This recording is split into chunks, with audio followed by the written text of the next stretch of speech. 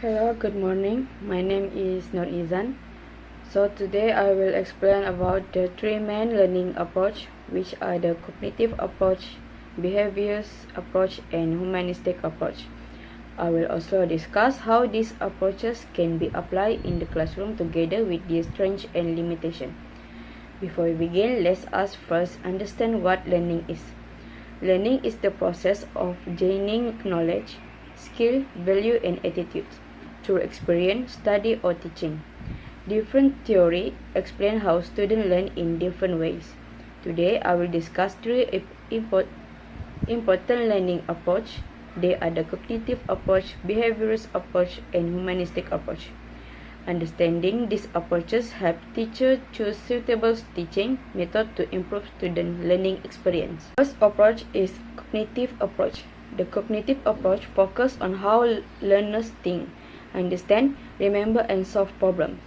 It's believed that learning happens through mental process instead of simply responding to reward or punishment.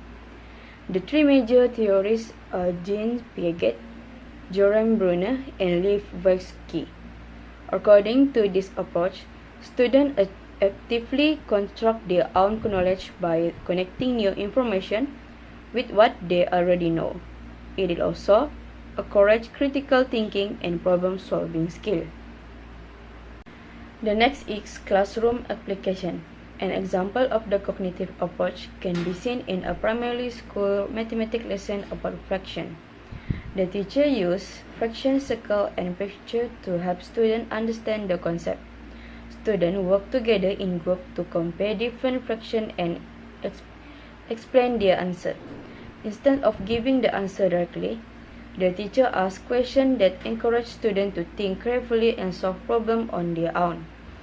This helps students understand the lesson more deeply and improve their critical thinking skill.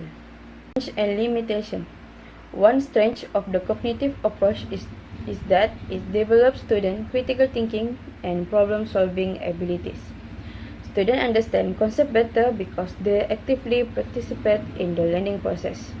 However, one limitation is that this approach requires more time. Some students may also need additional guidance because not everyone learns at the same pace. The second approach is the behaviorist approach.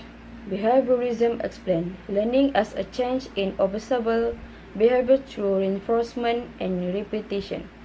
The major theory are B.F. Skinner, Ivan Pavlov, and John Watson. This approach believes the student learn best when correct behavior is rewarded. Through continuous practice and positive reinforcement, students are encouraged to repeat good behavior and improve their learning performance. Classroom application. For example, in a primary school English class, the teacher gave weekly spelling quiz. Students who answer correctly receive sticker or prize from the teacher. This reward motivates them to continue studying and perform well.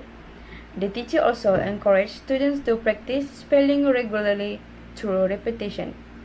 As a result, students improve both their spelling skill and classroom behavior. Is strength and limitation. One strength of the behaviorist approach is that it is effective for teaching basic skill and managing classroom behavior. Students receive immediate feedback which help them understand what is expected. However, one limitation is that students may become dependent on rewards.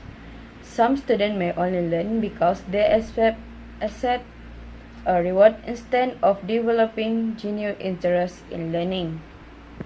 Humanistic approach. The final approach is the humanistic approach. This approach focuses on the student's personal growth, emotion, and self-development. The major theories are Abraham Maslow and Carl Rogers.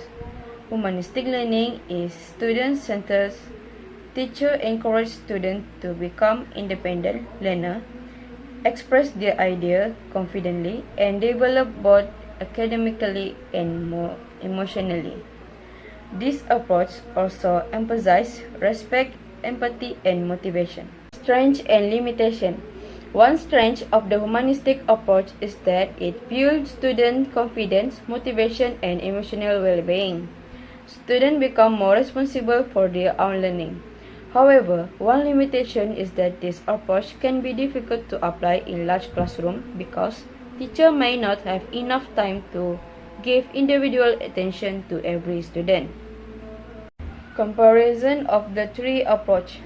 To compare these three approaches, the cognitive approach focuses on thinking and understanding. The behaviorist approach focuses on behavior, reinforcement, and repetition. The humanistic approach focuses on student personal growth, emotion, and self-motivation. Although these approaches are different, they all contribute to effective teaching and learning. Teacher can combine this approach depending on student need and learning objective. In conclusion, each learning approach has its own strengths and limitations. The cognitive approach develops thinking and problem-solving skill. The behaviorist approach improves behavior through reinforcement and practice. The humanistic approach supports student confidence and personal development. As future educators, it is important for us to understand these approaches so that we can create an effective and meaningful learning environment for all students. That's all from me. Thank you for your attention.